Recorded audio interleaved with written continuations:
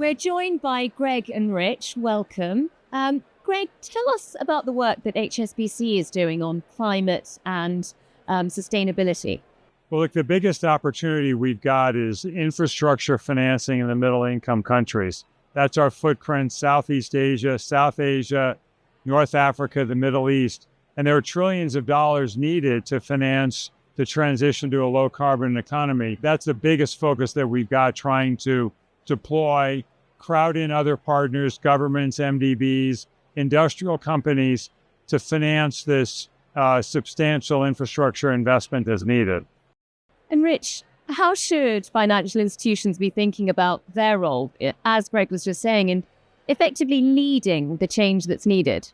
A couple points I'd add. The first is that we have a massive financing shortfall right now. Probably we're financing about half of what we need to finance to drive the decarbonization at the speed we need. And that's going to create several elements. First, banks play an enormously important role in educating their customers about the kind of requirements that they're going to be facing in the future. Many smaller and mid-sized companies don't really understand the magnitude of the decarbonization challenge and what their customers are going to expect from them. So it's an opportunity to really be not just providing finance, but education. Second, banks are incredibly creative about putting financial packages together. And in many cases, we're going to need multiple layers to the capital stack. Some more tolerant of risk, some may be related to the private sector, others more classic debt instruments. And banks can really help with that. And then third, I think banks have this incredibly important role to be managing not just the green build of the new economy, but the gray to green transition. Some of the most important progress we need to make is with companies that emit a lot of carbon today and just need to get better. When they're under a lot of pressure from society to not put money into those sectors need a lot of money. And it's a very difficult tightrope to walk, but we're really depending on banks sort of working through how to do that. Well, I was going to say, Rich makes a great point, which is, these middle-sized and SME companies, which are really the drivers of the economy in lots of the parts of the world, particularly middle-income countries, they don't have the resources of the Fortune 100 of the biggest companies in the world to invest in decarbonization skill set. And so I think consulting firms like BCG, banks like HSBC, we've got an obligation to educate these companies and then help them with the techniques and the initiatives that allow them to decarbonize.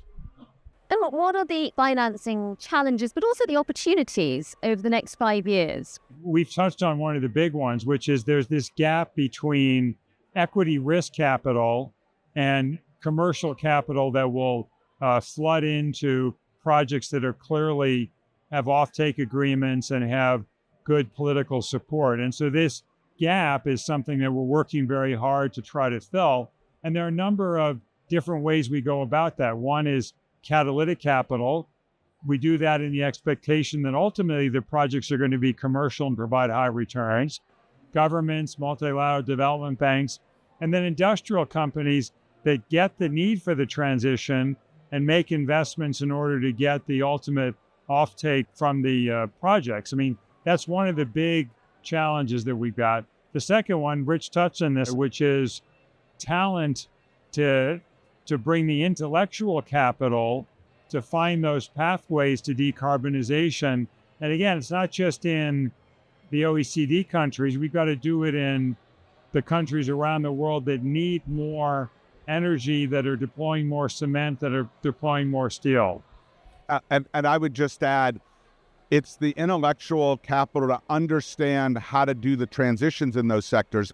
It's also the sophistication to know how to build lower risk requests that can attract more capital with lower return expectations. And so how to build first of a kind projects. That's one of the things we're working on together as a part of Breakthrough Energy Catalyst, is really getting smaller companies more sophisticated on first of a kind of projects, not because it's easy, but because it's hard. But if you do it well, then you make it much easier for infrastructure funds, others to want to provide financing at lower returns, make it easier for banks to provide capital. So I think both the elements of the sector requirements and the elements of the finance stack requirements young companies have a lot of knowledge of their technologies, but they're often missing the knowledge of all these other elements that are required to really build scalable, successful projects and businesses.